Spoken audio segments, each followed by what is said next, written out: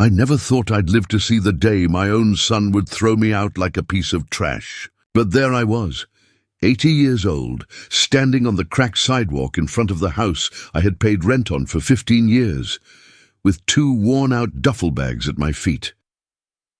The air was damp and cold that morning, but colder still were the words Daniel hissed at me before he slammed the door.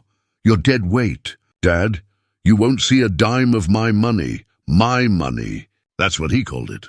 My son had just claimed a $4.2 million lottery prize using the ticket I'd bought with my own cash in my own name. He didn't even flinch when he said it. No hesitation, no shame. Before we continue, please subscribe to the channel and tell us where you're listening from. That day is burned into me like a scar. I can still see him standing in the doorway, hair slicked back, wearing cologne he couldn't afford a week earlier. The look on his face wasn't pride, it was victory, as if throwing his old man to the curb was some kind of achievement. I tried to speak. My throat caught on the words. "Daniel, the ticket is in my name. I've played those numbers for 20 years, he sneered. "Yeah, well, I'm the one who claimed it." "And the world doesn't give prizes for persistence, Dad.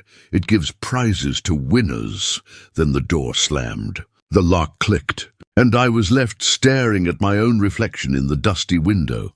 An old man, whose entire life of sacrifice had just been dismissed in a single sentence. Neighbors peeked through curtains as I shuffled down the porch steps. Not one of them came outside. Not one said a word. Just me, the bags, and the echo of his contempt ringing in my ears.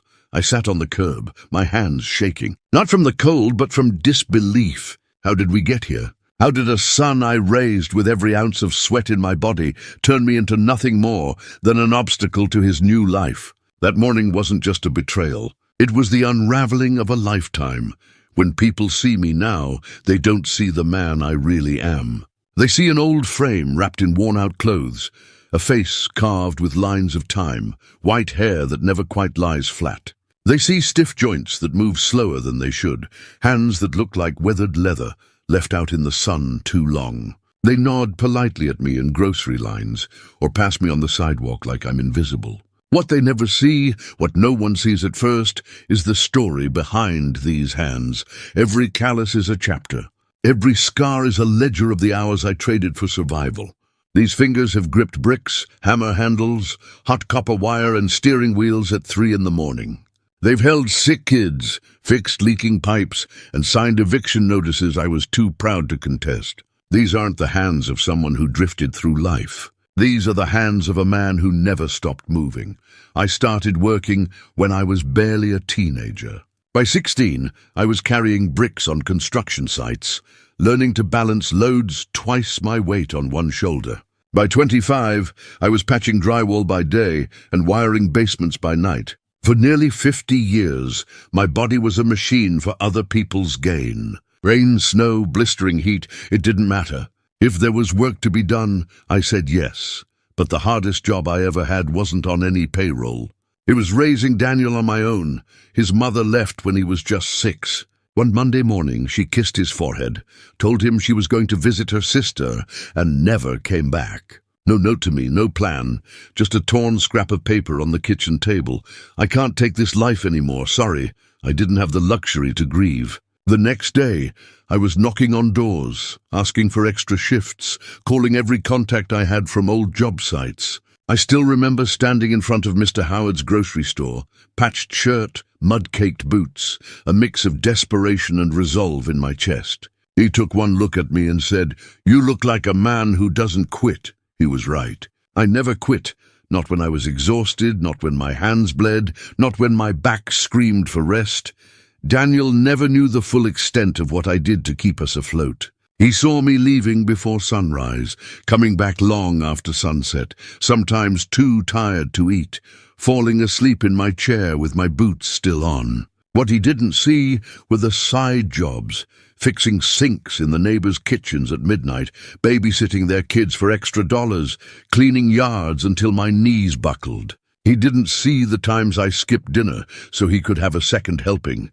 I told myself it didn't matter if I was invisible. What mattered was that Daniel had shoes that fit, books for school, and food on the table. What mattered was that when he went to bed, the heat stayed on and the lights stayed bright, even if I had to work double shifts to make it happen. I remember one winter when the gas got cut off. I didn't have enough for the bill, so I worked 3 nights straight, hauling drywall just to keep the heat on. Daniel never knew. All he saw was a warm house and his favorite blanket, and I wanted it that way. I can still picture him sitting at that wobbly kitchen table, working on homework by the yellow glow of a cheap lamp, pencil between his teeth, feet swinging off the chair. "Dad," he asked me once, "why don't we have video games like the kids at school?" I swallowed hard and told him, because video games don't teach you how to make it in life. Books do, work does. You keep studying, son, and one day you'll buy whatever you want. He believed me back then. He even promised me that when he grew up, he'd buy us a big house with a yard and fruit trees. I held on to that promise like oxygen. I'd be at some job site, sweat stinging my eyes, thinking about those fruit trees, imagining myself sitting under their shade in old age while Daniel brought me iced tea. That image kept me going, but here's the cruel part. All that sacrifice, those sleepless nights, the meals I skipped so he wouldn't, became invisible to him as he got older. What he saw wasn't a man who gave everything he had. He saw only what I didn't give him: status, prestige, the shiny things other families had. He started comparing me to the fathers of his friends, men in suits, men with clean hands, men who worked in offices. By the time he was a teenager, the gratitude had drained out of his eyes. In its place, embarrassment. He didn't want me showing up at school events in my work boots. He'd make me wait at the end of the block when picking him up, as if being seen with me might stain him. I'd stand there quietly, pretending not to notice. Still, if I could go back, I'd do it all again. Because being his father was the only job I was proud of. I built his life brick by brick, telling myself that someday, when he was grown, he'd look back and understand. He'd see the truth behind my hands, and maybe that's what cuts the deepest. Because that day never came. Instead, the day came when he shoved me out the door, called me dead weight, and acted like the decades I gave him were nothing but a mistake he had to clean up. I think about that moment sometimes, the door slamming behind me, the cold air hitting my face, my 2 bags at my feet. All those years of labor, all those sacrifices distilled into one act of betrayal. People ask me now why I fought so hard in court. Why I didn't just walk away, let him have the money, spend my last years in quiet dignity. The truth is, it wasn't about the money. It was about proving, to him, to the world, maybe even to myself, that my life had value. That persistence meant something. That my story didn't end with me being thrown out like trash. When you look at my hands, you might just see age. But I see every wall I built, every meal I skipped, every promise I kept. And even now, after everything, those hands still work. They still hold on. They still fight, because that's who I am. And no matter how much Daniel tried to erase me, that's who I'll die as. A man who never quit.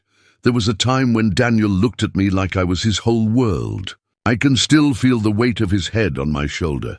A small boy with big brown eyes who trusted me for everything. Friday nights were our tradition. I'd get paid from a long week at the job site, and instead of keeping that money tight in my pocket, I'd take him to the corner bakery. We'd split a greasy pizza and a bottle of soda like it was a 5-star meal. I can still hear his little voice, sticky fingers, pointing at the stars through the bakery window. "Dad, when I grow up, I'm gonna buy us a house. A big one. With a yard. And trees. And a garage too.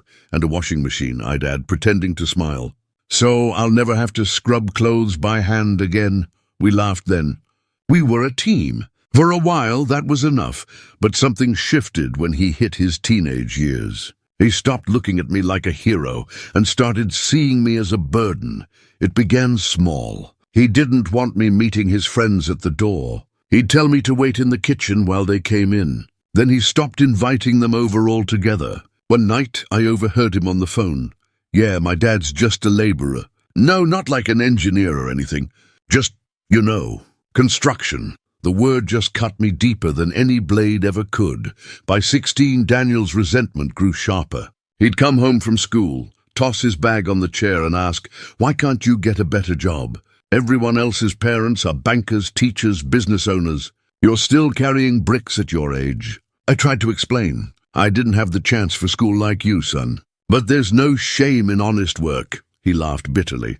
"There's no pride in it either." I wish I could tell you I snapped at him. I wish I could say I set him straight. But the truth is, I just sat there, staring at my cracked hands on the kitchen table, wondering when my boys started to feel embarrassed by me. That shame of his grew with time. At birthday parties, he'd tell people his father was in building, as if that somehow sounded more respectable. He never introduced me to his girlfriends. Didn't want them seeing the small, rented house or the patched shirts I wore. I still tried to hold on to our bond. I saved up for a second-hand video game console when he was 14. The look on his face when we plugged it in, eyes wide, grinning ear to ear. That was the last time I remember him leaning against me, whispering, "Thanks, Dad, for everything." But once he hit adulthood, it was like that boy vanished. He quit jobs as fast as he got them, blamed me for every failed relationship, every setback. When his girlfriend Isabel left him after 2 months, he came home drunk, shouting, "If we had a real house, if you weren't such a loser, she'd still be here." He stopped seeing me as his father and started seeing me as the excuse for everything wrong in his life. That bond we once had, that promise of fruit trees and big yards, it rotted away, and I was left clinging to the memory of a little boy who used to hold my hand and dream out loud, the man who replaced him. He saw me as nothing more than dead weight long before the lottery came along. The ticket didn't change him. It just gave him the excuse to do what he'd wanted for years, cut me loose. If there's one thing that kept me going through all those years of working myself to the bone, it was routine. Some people cling to prayer, some cling to drink. Me, I clung to numbers. Every Thursday, without fail, I walked down to Howard's bakery. Same route, same time. Same joke from Mr. Howard when he saw me pushing the door open with my work boots still caked in dust. "Here comes my faithful dreamer," he'd say, handing me the slip before I even asked. I always picked the same numbers: Daniel's birthday, my father's death date, the address of our first rented house. A strange mix of grief and hope scribbled in blue ink. I'd hand over my crumpled bills, and Mr. Howard would always write my name and social security number on the back. Store policy to avoid disputes. I've got the proof, too. 20 years of receipts taped into a little blue notebook I kept tucked in my dresser. Every slip dated, signed, all with my name. Edward Miller Daniel used to laugh at me. "You've wasted more money on those numbers than you'll ever win back." Poor people's hope is rich people's illusion, Dad. He didn't understand. For me, those numbers weren't just a gamble. They were a promise to myself that one day luck might finally stop spitting in my face. That one day I wouldn't die with nothing but scars and debts. Sometimes sitting at the kitchen table after work, I'd flip through that notebook, page after page, year after year. Each ticket a small piece of faith glued to paper. I didn't even need to read the dates. I knew them by heart. And here's the irony. The only time Daniel ever came with me to buy the ticket, he mocked me the entire walk. "You know, Dad, if you took all this lottery money and put it in a bank account, you'd have a savings by now." I didn't answer him. But in my head, I thought, "Son, money isn't the only thing we gamble. We gamble our lives every day, on jobs, on people, on family. This is just paper compared to the gamble I took. Raising you alone, that was the only time he touched the ritual until the day everything changed. It was a Thursday in March. My back was shot from a landscaping job, pain climbing up my spine like fire. I couldn't face the walk to the bakery, so I handed Daniel the cash, looked him dead in the eye, and said, "Same numbers." "Same place?" Put my name down. He rolled his eyes, snatched the bills, and muttered, "You're addicted, old man. That was the last time I let him handle my ticket." Looking back, I see the trap I walked into. I gave him the money. I gave him the numbers. I gave him the chance to take what wasn't his. But I never gave him the right, because the truth was there. Written in ink on that ticket, Edward Miller. Social security number ending in 3271. My name. My claim. My hope. The only thing Daniel ever did was mock me for playing. He never believed in it. Until the day those 6 numbers finally hit, and when they did, he thought he could erase me, but I still had the notebook. 20 years of evidence, glued tight, waiting to speak louder than his lies.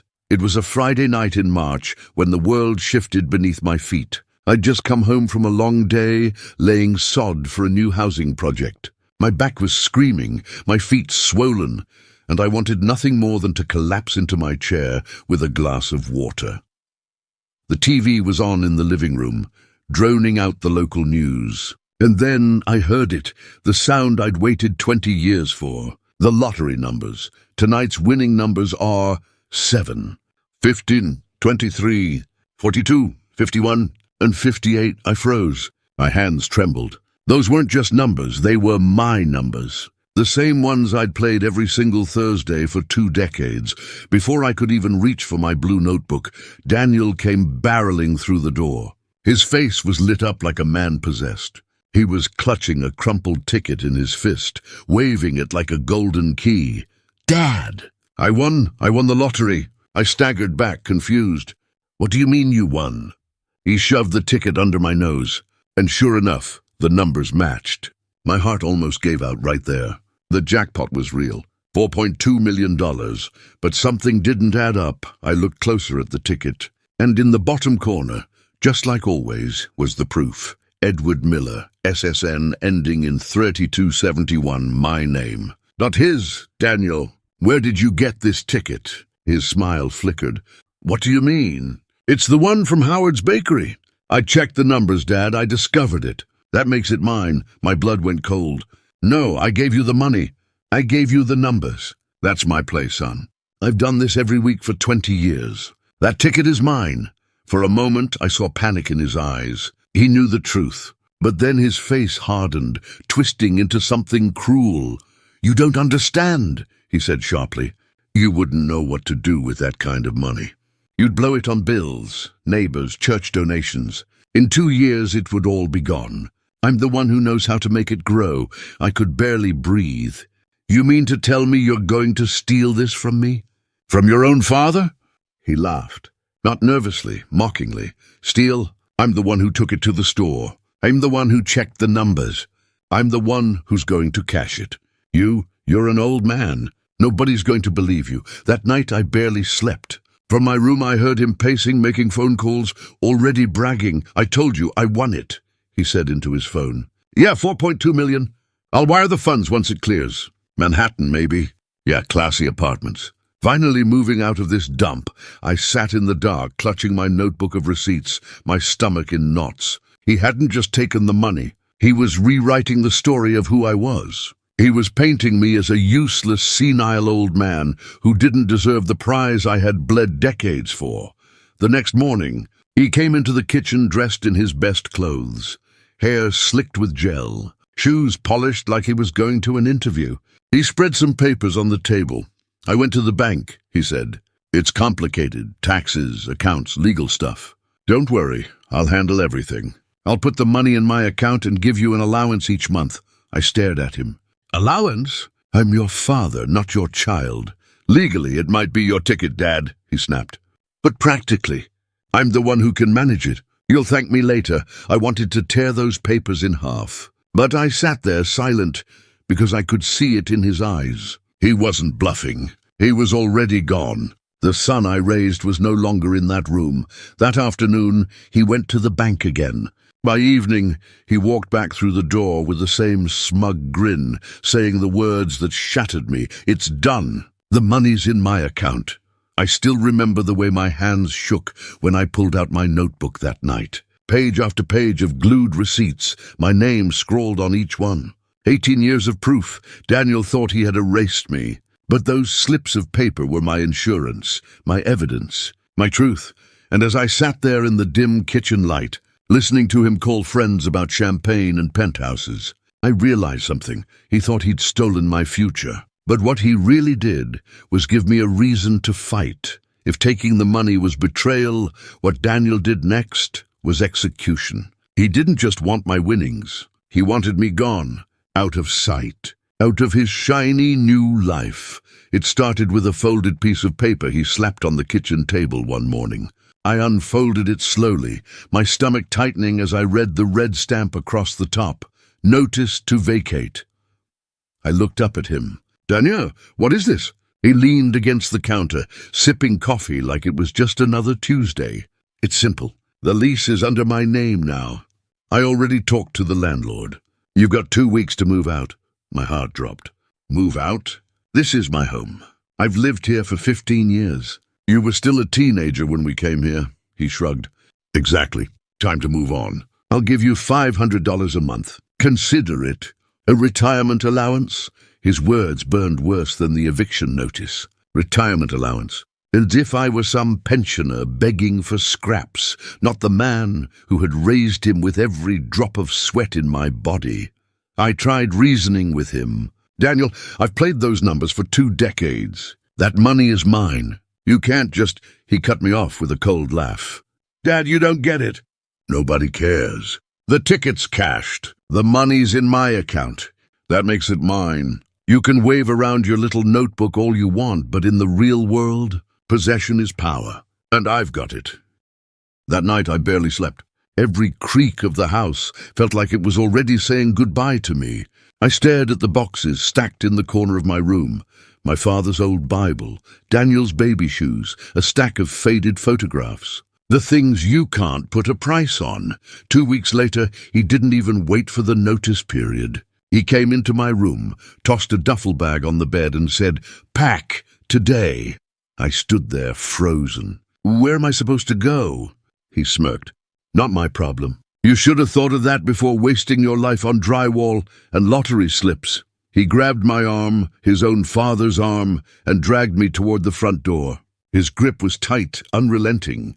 For a second, I saw the 6-year-old boy he used to be, the one who once held my hand when he was afraid of the dark. But that boy was gone. What stood before me was a man I didn't recognize.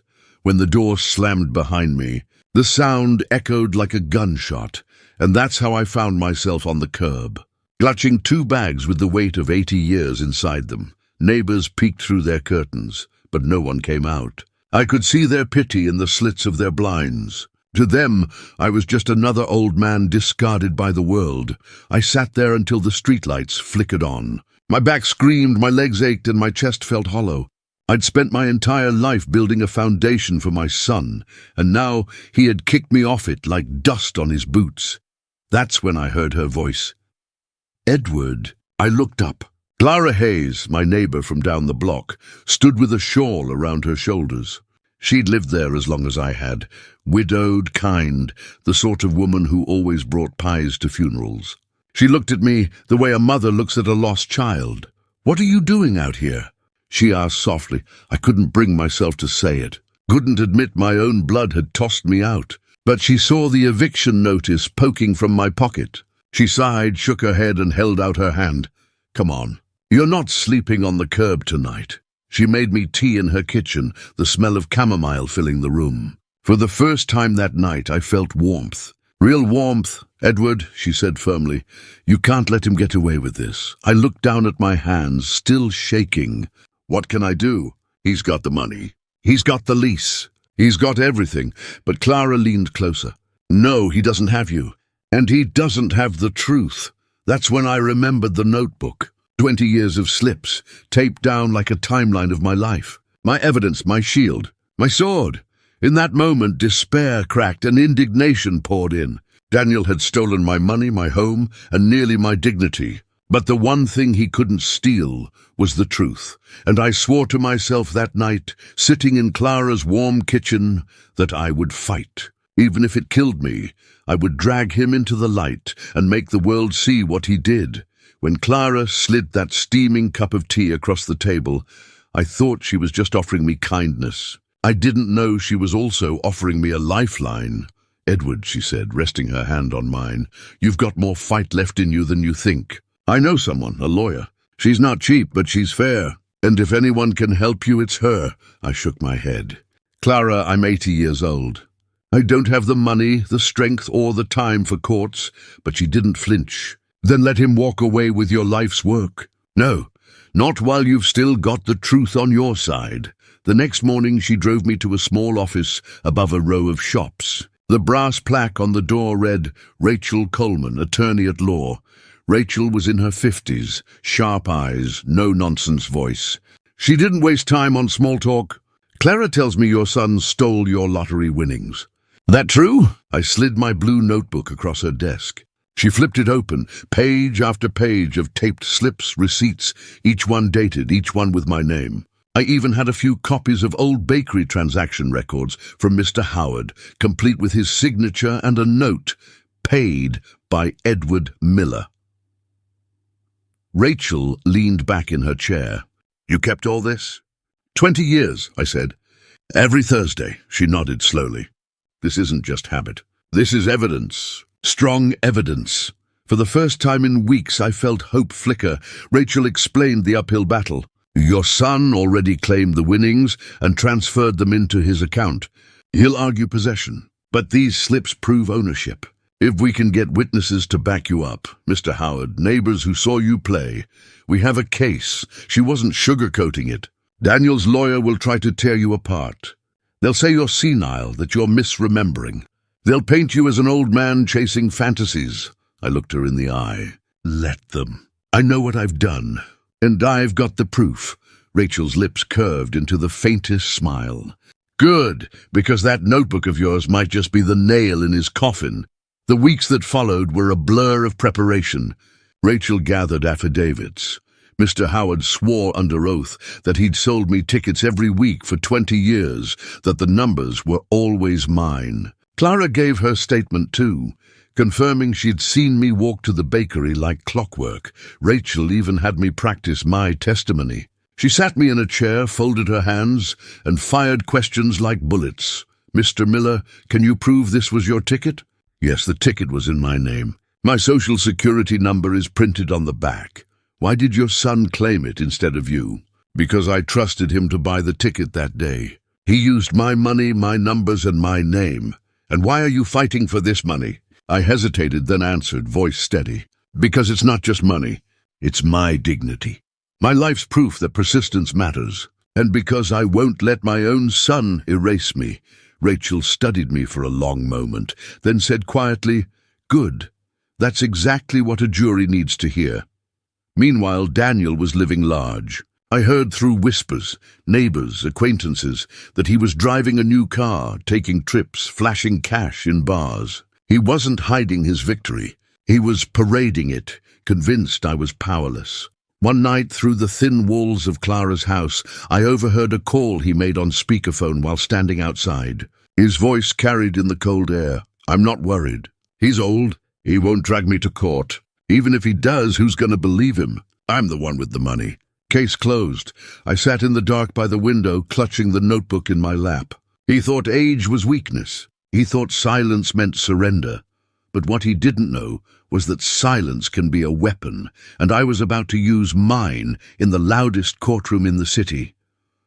The courthouse smelled of old wood and dust, like history itself was watching. I sat at the plaintiff's table in a navy jacket Clara insisted I wear. It was borrowed, a size too big, but it made me look presentable. Across the aisle sat Daniel, polished shoes shining like mirrors, hair slicked back. He looked like money already, or at least like the kind of man who thought it could buy him anything. When the bailiff called the court to order, I felt my pulse slam in my ears. For a moment, I thought I might faint. But then I touched the blue notebook resting on the table beside me, and it steadied me. 20 years of proof. 20 years of sacrifice. I wasn't alone. Judge Whitaker entered, gavel striking. This court will hear the case of Edward Miller versus Daniel Miller regarding disputed lottery winnings. My son didn't even look at me. He leaned toward his lawyer, smirking. To him, this was a formality, a show he was sure he'd already won. Rachel Coleman rose first. Your Honor, my client, Edward Miller, has played the same lottery numbers faithfully for 2 decades. The ticket in question bears his name and social security number. His son, the defendant, wrongfully claimed the winnings. She slid my notebook across to the clerk, who handed it to the judge. Exhibit A, 20 years of receipts and stubs, all consistent. all under the plaintiff's name. I watched Whitaker's eyebrows lift slightly as he thumbed through the pages. Then Daniel's lawyer stood, a slick man in a grey suit, voice smooth as oil. "Your Honor, the defendant acted in good faith. He purchased the ticket. He discovered the winning numbers. My client is simply the one who carried out the transaction. His father, while sympathetic, is unfortunately confused. At his advanced age, memory becomes unreliable. We believe Mr. Miller has misremembered events." There it was. The dagger. "They were going to paint me as senile." Rachel leaned close and whispered, "Hold steady." When it was my turn to testify, I rose slowly, every bone aching. I swore the oath and sat in the witness chair. The courtroom felt hotter than the July sun outside. Rachel began gently. "Mr. Miller, can you tell the court your weekly routine for the past 20 years? "Yes," I said, my voice trembling at first but growing firmer. "Every Thursday, I walked to Howard's bakery. I handed over the same cash, asked for the same numbers, 7. Femine, 23, 42, 51, and 58. Mr. Howard would print the ticket, and by store policy, he'd write my name and my social security number on the back. I taped every receipt in that notebook." She held up the notebook. "And is this your handwriting on the receipts?" "It is," Rachel nodded. "Did you play those numbers the week of March 12th? "I did, but my back was injured, so I gave Daniel the money and told him to place the bet for me in my name. He came back with the ticket. That ticket won!" Murmurs rippled through the courtroom. Daniel's lawyer sprang up for cross-examination. "Mr. Miller, you admit you didn't physically buy the winning ticket, correct?" "Yes, but it was my money, my numbers, my name. Yet it was Daniel who checked the results, Daniel who claimed the prize. Isn't it possible you misunderstood the arrangement?" I met his eyes, steady. "No, the ticket itself proves the truth. Look at the back, my name, my SSN. That's not memory. That's fact." For a moment the lawyer faltered. Then he tried a different tack. "Mr. Miller, you've described years of hard work and sacrifice. Isn't it true you're just bitter, resentful that your son succeeded where you could not?" I gripped the arm of the chair. "No, I'm not bitter. I'm heartbroken. Because success doesn't mean stepping on the man who carried you through life. Success without honor is failure. And I won't let my son bury me alive just because I'm old." Silence. Even the judge leaned forward at that. The defense called Daniel next. He strutted to the stand like a celebrity. His testimony was slick, rehearsed lines. "I bought the ticket. I checked the numbers. I did everything. My father, he's old. He doesn't understand finances. He wouldn't know what to do with millions. I did what was best." Rachel rose calmly for cross. "Mr. Miller, is this your father's name on the winning ticket?" "Yes, but is this his social security number?" "Yes, but I was the one who—" "Did you use your own money to purchase it?" Daniel hesitated. "He gave me the cash," Rachel pounced. "So to recap, it was your father's money, his numbers, his name, his social security, his 20 years of receipts, and his notebook of proof. The only thing you contributed was the walk to the bakery." The room buzzed. Daniel's face reddened. Rachel's voice cut sharp as glass. "And after this so-called act of good faith, you evicted your 80-year-old father from his home, offering him a $500 allowance out of millions. Do you deny that?" Daniel's jaw clenched. "He didn't deserve the rest," gasps erupted. The judge banged his gavel. "Order in the court!" But the damage was done. His arrogance had betrayed him. When closing arguments ended, Judge Whitaker spoke slowly, carefully. "The evidence is clear. The ticket belongs to Edward Miller. The defendant's actions were not those of a custodian, but of a usurper. This court rules in favor of the plaintiff. All funds shall be returned to Edward Miller, less applicable legal costs." The gavel struck.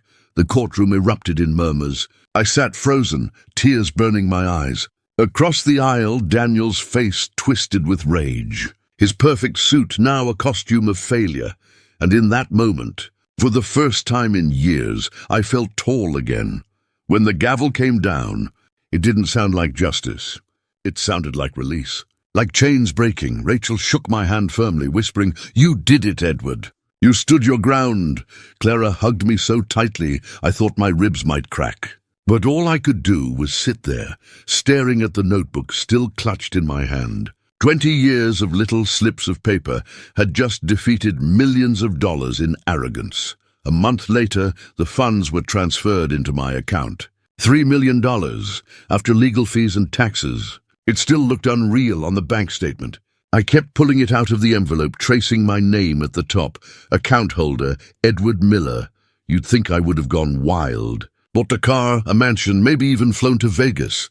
But that was never me. Money had never been about greed. It was about breathing easier. About dignity. The first thing I did was buy back the house Daniel had forced me out of.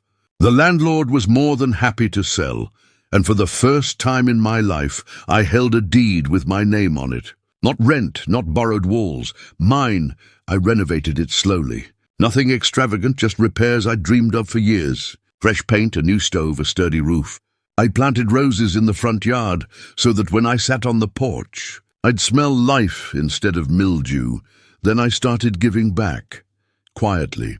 I set up a small scholarship at the local high school named after my late father. Just 5 kids a year, books, tuition, a chance. I donated to the senior center so others wouldn't feel the loneliness I had felt on that cold curb the night Daniel threw me out. Clara joked that I was a millionaire living like a handyman. Maybe she was right. I still ate at the same bakery every Thursday, still drank coffee from a chipped mug. Still wore shirts patched at the elbows. But for the first time, I wasn't doing it because I had no choice. I was doing it because I wanted to. One evening, I sat in my new garden with a glass of iced tea, watching the sun dip behind the rooftops. And for the first time in 80 years, I wasn't worrying about bills. I wasn't worrying about food or rent or whether Daniel would ever see me as enough. I was free. Free from the grind that had chewed me up for decades. Free from the shame Daniel had tried to pin on me. Free to be Edward Miller, not just a laborer, not just a father, not just a man scraping by, but a man who survived. A man who won. Neighbors began to look at me differently. Not with pity, but with respect. Mr. Howard the baker even closed his shop early one night just to shake my hand. "I always told you, Eddie," he said with a grin. "Faith pays off. It wasn't the money that changed me. It was the recognition. For years I was invisible. Now people saw me, heard me, admired me, but deep down I knew the real victory wasn't in bank statements or garden roses. It was in the fact that I'd stood up to my own blood and refused to be erased. I thought often about Daniel, the boy who once leaned on my shoulder at the bakery window, pointing at the stars. I wondered if he ever thought about that boy too, or if greed had swallowed him whole. Either way, I knew one thing. My new beginning didn't include him, and as the summer breeze carried the scent of roses across my porch, I realized something simple, something pure. Money hadn't made me rich. Dignity had. It was late autumn when he finally came back. The leaves had turned brittle, crunching underfoot, and the air smelled of smoke from neighbors' chimneys. I was sitting on my porch, watching the roses bend in the wind, when I heard footsteps on the gravel path. I didn't need to look up. I knew that walk, Dad. I turned slowly. Daniel stood there, thinner than I remembered. His expensive suit was gone, replaced by a wrinkled hoodie and scuffed shoes. His hair, once slicked with gel, hung messily over his forehead. His eyes were bloodshot, restless, the eyes of a man who had gambled and lost. For a long moment, neither of us spoke. The silence was heavier than any courtroom. He cleared his throat. I messed up. I let the words hang in the air. I wanted him to feel their weight. He shifted uncomfortably. The money's gone. Bad investments. Bad friends? I thought I was smarter than everyone else, but I wasn't. I've got nothing left. No house, no car, no one, just you. I almost laughed. Now he remembered me? After throwing me onto the street, after calling me dead weight. Instead, I asked quietly, "Why are you here, Daniel?" His voice cracked. "Because you're all I have left. I'm sorry, Dad, I really am. Can we start over?" I looked at him, the same boy who once pointed at the stars and promised me fruit trees and a garage, and for a moment my heart ached for that boy. But the man standing in front of me wasn't that boy anymore. "Daniel," I said, my voice low but firm, "you didn't just take money from me, you tried to erase me." You threw me out of my own home, told the world I was useless. That wound doesn't heal with words." Tears welled in his eyes. "Please, Dad, I've got nowhere else to go." I stood slowly, gripping the porch rail for balance. "You made your choice when you betrayed me, and I made mine when I fought back. I forgive you, Daniel, but forgiveness doesn't mean forgetting. And it sure as hell doesn't mean letting you hurt me again." His mouth opened, closed. He looked like a man sinking in quicksand, realizing too late he should have watched where he stepped. "Then what am I supposed to do?" he whispered. "You'll figure it out," I said, my tone as steady as stone. "The same way I figured out how to raise you when your mother left, alone." The wind picked up, scattering leaves across the path between us. For a second I thought he might lash out, yell, try to reclaim the arrogance he once had. But instead, he lowered his head, turned, and walked away. I watched him disappear down the street, swallowed by shadows. And for the first time in my life, I didn't feel guilty for letting him go. I sat back down, staring at the roses I had planted with my own hands. The garden didn't care about betrayal. It only cared about sunlight, water, and time. And as the last rays of daylight fell across my porch, I realized I had those things now. The lottery hadn't made me rich. It hadn't bought me love or fixed the scars of the past. What it gave me was freedom. Freedom to live the rest of my days with dignity. Daniel thought he had buried me, but I was still here, stronger than he ever imagined, and that, more than the millions, was my true revenge.